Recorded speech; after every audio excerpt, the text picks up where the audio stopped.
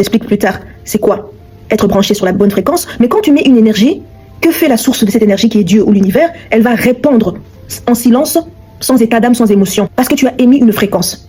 Tu as émis une énergie, tu as vibré quelque chose et Dieu qui est la source de toute énergie, qui est énergie, va répondre à ça. Ainsi, lorsque tu vas vibrer réellement au fond de toi, la peur, tu vas attirer évidemment la peur. Parce que l'énergie de la peur va répondre à la peur que tu ressens réellement au fond de toi. Si tu vibres le manque, tu vas attirer encore plus de manque. Parce que la source de l'énergie du manque va entendre ta vibration, la ressentir et répondre à cette peur du manque que tu vibres en toi.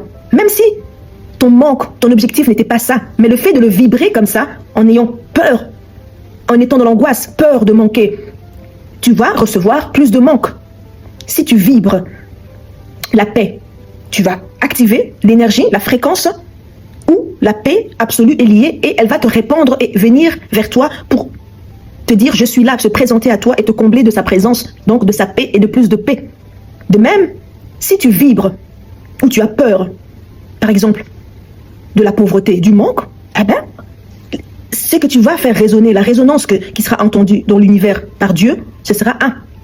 On a là-bas allumé la cloche de la pauvreté, du manque, parce que quelqu'un là-bas fait vibrer une énergie de la peur, du manque, de la pauvreté, alors j'envoie la pauvreté lui répondre. C'est ça qui se passe réellement. Tu dois apprendre à sortir de l'illusion de la justice divine. La justice divine, ça n'existe pas. Dieu ne va pas punir les bons, les méchants et récompenser les bons. Si tu observes bien le monde, comment il tourne, tu vois que les méchants prospèrent et continueront à prospérer. Et les bons qui souffrent continueront à souffrir. Et personne ne sera ému. Il n'y aura pas une force, un être supérieur qui va être ému parce que les méchants font du mal ou les bons font du bien, mais souffrent. Si les méchants prospèrent, ils continueront à prospérer parce qu'ils ont compris comment activer la bonne fréquence, comment s'aligner à la bonne fréquence et faire réagir l'énergie divine qui est l'univers, qui est Dieu, qui est la source. Tu peux voir, par exemple, une personne injuste, égoïste, méchant, mais cette personne, elle est remplie de courage, presque imbu de sa personne. Elle est audacieuse. Cette personne est persuadée qu'elle mérite la richesse. Eh bien, l'univers va répondre à cette personne-là et lui envoyer la richesse.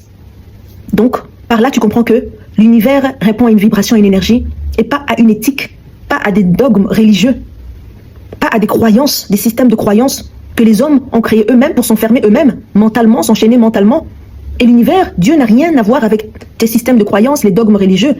C'est pour ça que je dis et je répète que Dieu ne te doit rien. Oui, Dieu ne te doit absolument rien. Tu as besoin d'entendre cette vérité pour te libérer une bonne fois pour toutes.